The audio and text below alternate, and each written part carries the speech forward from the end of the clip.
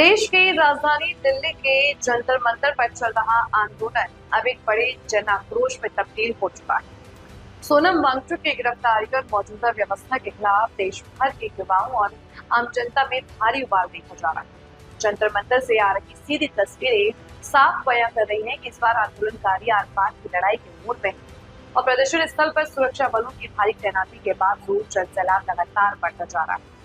प्रदर्शन में शामिल नौजवान और युवा सीधे तौर पर सरकार को चुनौती दे रहे हैं। सड़कों पर उतरे आक्रोशित युवाओं का साफ कहना है कि देश का नौजवान अब और चुप नहीं बैठा और इस तानाशाही को किसी भी कीमत पर बर्दाश्त नहीं किया जाएगा। युवाओं ने हुंकार भरते हुए कहा कि अब सिर्फ विरोध नहीं होता बल्कि हम व्यवस्था को पूरी तरह बदल कर रखेंगे और जनता को इस नाइंसाफी का पूरा बदला चाहिए। जंतर मंतर पर गूंज रहे नारों और युवाओं के तेवरों ने सरकार की चिंताएं बढ़ा दी। आंदोलनकारी युवाओं ने दो टूक शब्दों में चेतावनी देते हुए कहा कि सरकार यह न समझे कि आंदोलन रुक जाएगा। यह तो अभी सिर्फ ट्रेलर है, असली पिक्चर तो अभी बाकी। विपक्षी नेताओं, छात्र संगठनों और आम नागरिकों ने इसी साझा मंच से अब दिल्ली सियासी गलियारों में दम मचा दी। फिलहाल जंतर मंतर पर माहौल बेहद संवेदनशील बना हुआ है और युवाओं का यह आक्रोश देशव्यापी आंदोलन का रूप लेता दिखाई देगा। जमीन पर जनता का मूड क्या है और ये उबाल आने वाले दिनों में क्या रंग लाएगा, इस पूरे घटनाक्रम की पल पल की लाइव अपडेट के लिए आप देख रहे हैं एबीपी न्यूज की ग्राउंड रिपोर्ट शाहिद वसीम खान के साथ नई दिल्ली। दर्शकों, इनका आपका स्वागत है। इस वक्त हमारी मौजूदगी है जंतर मंतर पर। आप देख सकते हैं लगातार जंतर मंतर पे पिछले 20 दिन से प्रोटेस्ट जारी है, लेकिन आज उनको विधान जी को उठा के ले गया है। इस तरीके जैसे एक लाश को उठा के लिया जाता है, उसे ले गया है। और जंतर मंतर के बीच तस्वीर आपको दिखा रहा हूँ, हमारे कुछ लोग मौजूद हैं, उनसे हम बात करेंगे।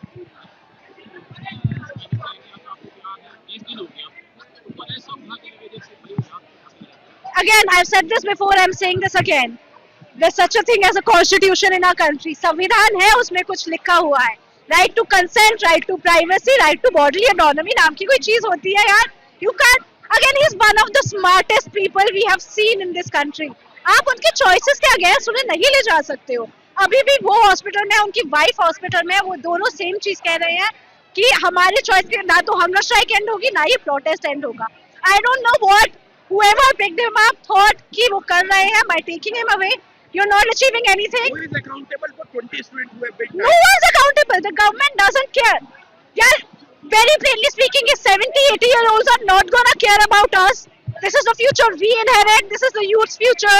If you want to change it, goddamn show up. That man is ready to die for you. He has no balls in the game. We are here. You need to do this. You were saying. They told us we are cockroaches. वो बोलते हैं कि हम cockroach हैं, ये हैं, वो हैं। बट सोनम वांगचुक जी को आप कैसे ले सकते हो? आप स्टेज पे सिविल ड्रेसेस में पुलिस वालों को भेज के उन्हें गोदी में उठा के घसीट के आप पुलिस वैन में ले गए। ये कहाँ का न्याय है? You are said that we are internationally the one of the biggest democratic. आप डेमोक्रेसी हो, ये डेमोक्रेसी है। ऐसा तो अंग्रेजों ने भी करा। Britisher didn't have done it this way that the Modi government have done it.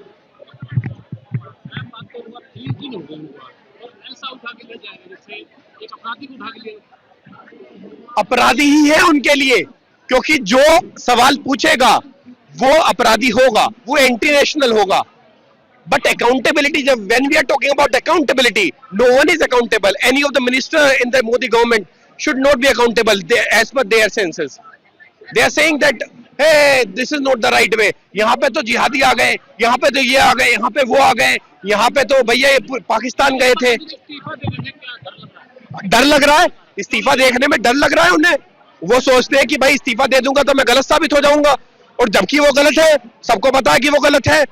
और डेमोक्रेसी का मतलब क्या होता है? आपने हमसे वोट लिया है, अब पब्लिक की सुनो तो सही। अब पब्लिक के ग्रीवेंसेस नहीं सुन रहे, कोई भी यहाँ जवाबदेही नहीं है, अकाउंटेबिलिटी नहीं है। You have zero accountability.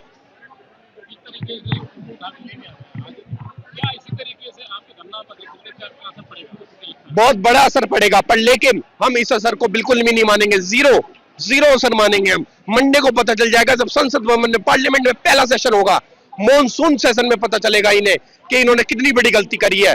ये देश हित को दबा रहे हैं आज की तारीख में। ये क्या का न्याय है, कहाँ का इंसाफ है? हम डेमोक्रेसी नहीं है। कह दो ना कि हम रूस है, हम रशिया है, हम चाइना है, कह दो साफ साफ। हाँ, नहीं, I am a software engineer working L&T company. I am a well paid engineer, but लेकिन जो जिनकी रोजगार नहीं लगी, जिनकी नौकरी नहीं लगी, उन्हें आप कहते थे कॉकरोच है। ये काय का इंसाफ है? आप बताओ ना, आपकी जवाबदेही है। आप अपनी जॉब प्रोड्यूस नहीं कर पा रहे इतनी। ओ सर, मैं मध्य प्रदेश से आया हूँ और सर हम रीवा से आए सर, रीवा मध्य प्रदेश। हम सर अपने भारत देश से बहुत मोहब्बत करते हैं। आप ऑर्डर से मिलते हैं बाहर से सर हम करते हैं। सर अपने भारत देश से बहुत प्यार करते हैं, अपने देश से बहुत प्यार करते हैं सर, और अपना ही वोट देकर हम सरकार बनाते हैं। हम सब वोट देके सरकार बनाते हैं, लेकिन सर सरकार हमारा अधिकार नहीं छीन सकती, और अगर हमारा अधिकार छीनेगी तो हम भारत देश की युवा हैं, शांति प्रिय युवा हैं। हम चीन, अमेरिका, जापान की युवा नहीं है कि अपने ही देश की संपत्ति को नुकसान पहुंचाएंगे। जनता पार्टी कहीं ना कहीं नई जमीन तैयार कर रही है। सर मैं कॉकरोच नहीं हूँ सर। सर आप सुनिए, मैं सर कॉकरोच नहीं हूँ सर। जो 22 छात्रों ने सर आप हत्या किया है, मैं सर उनका भाई हूँ, मैं उनकी बहन हूँ सर, मैं उनका दोस्त हूँ। मैं सर यहाँ पे खड़ा हूँ, उनके लिए खड़ा हूँ। आज उन्होंने सुसाइड किया, कल हमारे बच्चे, हमारे भाई और हमारे फैमिली के लोग सुसाइड ना करें, तो सर मैं उनके लिए खड़ा हूँ सर। आई बात समझ में? तो जब तक हमारे देश में वन नेशन वन एजुकेशन नहीं होगा, तब तक हमारा देश बर्बाद होगा। मुझे लगता है कि ये मोदी जी को जो कॉन्फिडेंस आता है वो मीडिया की वजह से आता है। जब से ये सरकार में आए हैं, मोदी जी का एक ही एजेंडा रहा है, हेडलाइन मैनेजमेंट। तो उसकी वजह से वो सोचते हैं कि they can get away with anything. उसकी वजह से ये सारे हरकतें करते हैं। उनकी मोदी जी की असली पावर उनके ये सांसद और राज्यसभा के सांसद, लोकसभा, ये सब नहीं है। असली पावर उनका मीडिया मैनेजमेंट है। So this needs to change. Media में कॉन्शियसनेस आने की जरूरत है, और हमें भी मीडिया के खिलाफ प्रोटेस्ट करना चाहिए कि मेन स्ट्रीम मीडिया जो टोटल कब्जे में है, जब तक वो उसे हम छुड़ाएंगे नहीं, तब तक इस देश में, तब तक बीजेपी गवर्नमेंट जा ही नहीं सकती। 50 साल तक यही सरकार रहेगी जब तक मीडिया कब्जे में है। सर ये जो अनशन है, ये एक बड़ी क्रांति की शुरुआत है। 1947 से पहले देश गुलाम था, तब जो जो समस्याएं थी, सब समस्याएं दोबारा खड़ी हो गई हैं। पूंजीवाद पूरी तरह से हावी हो रखा है। दो परिवारों के पास पूरे देश की संपत्ति जा चुकी है। एजुकेशन जो सबसे इम्पोर्टेंट चीज है जिससे देश बनता है, संपत्ति की बात जा चुकी है। दो लोग बताया, अडानी और अंबानी। अंबानी सरकार बता रहे हैं आप? बिल्कुल, उनकी गवर्नमेंट ही चल रही है। जो खरीद फरोख्त होती है सांसदों की, विधायकों की, वो पैसा कहाँ से आता है?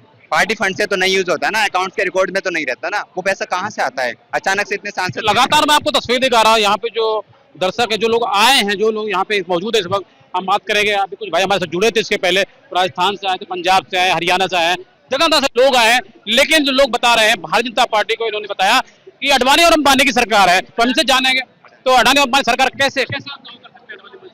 क्योंकि सर आप देख सकते हैं, बिहार में पूरा की पूरा जंगल बेच दिया 1 रुपए में, पूरा की पूरा जंगल दे दिया।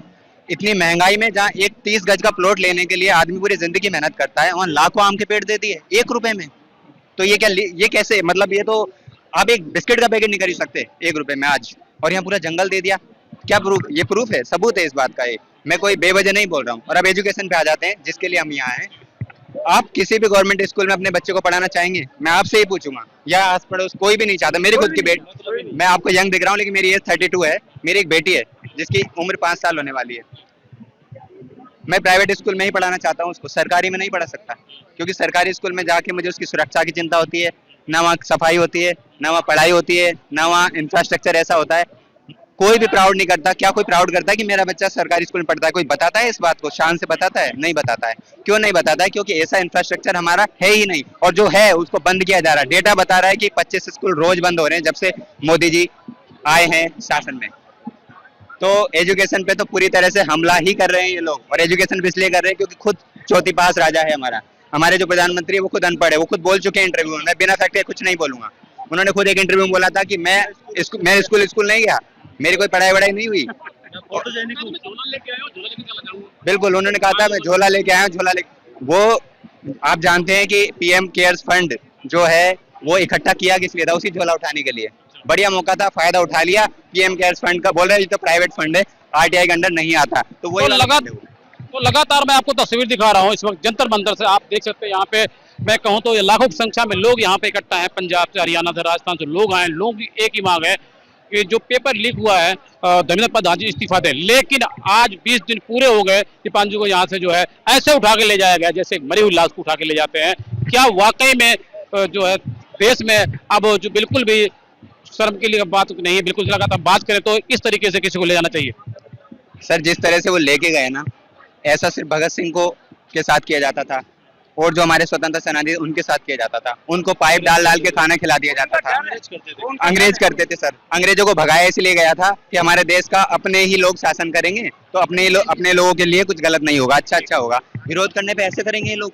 भगत सिंह को जिस तरह से नली डाल डाल के खाना खिला दिया जाता था जब वो भूख हड़ताल करते थे, जब वो खाना नहीं खाते थे, सेम काम किया है यहाँ पे। तो पर्दे लगा दिए सर। पर्दा जब लगाया जाता है पब्लिक में, जब आप कोई गलत काम कर रहे होते हैं, से भी गंदा काम किया अच्छा है, काम करते हैं आप, चादर में उठा के ले गया। बिल्कुल लीगल काम कर रहे होते तो आपको चादर नहीं लगाई जानी पड़ती। चादर में उठा के ले गया। लाश की तरह एक अपराधी और लगातार मैं आपको तस्वीर दिखा रहा हूँ। इस वक्त हमारी मौजूदगी है जंतर मंतर पर, आपसे तस्वीर देख सकते हैं। आज 20 दिन बाद जो है बंधु के यहाँ से उठा के ले जाया गया और इस तरीके से लिया गया है जिस तरीके से सफेद चादर में लोग बता रहे हैं, मैं नहीं बता रहा, यहाँ के लोग बता रहे हैं, जिन्होंने देखा वो बता रहे हैं, सफेद चादर में ले गए और सफेद चादर में उसको लिया जाता है जिसकी डेट हो जाती है, जिसकी देहांत हो जाता है, उसे ले जाया जाता है। बड़े शर्म की बात है। अब हम इस देश में रहे हैं, हिंदुस्तान में, यहाँ पे ऐसा जो है नहीं होना चाहिए। आप देख रहे हैं ABP न्यूज। नमस्कार।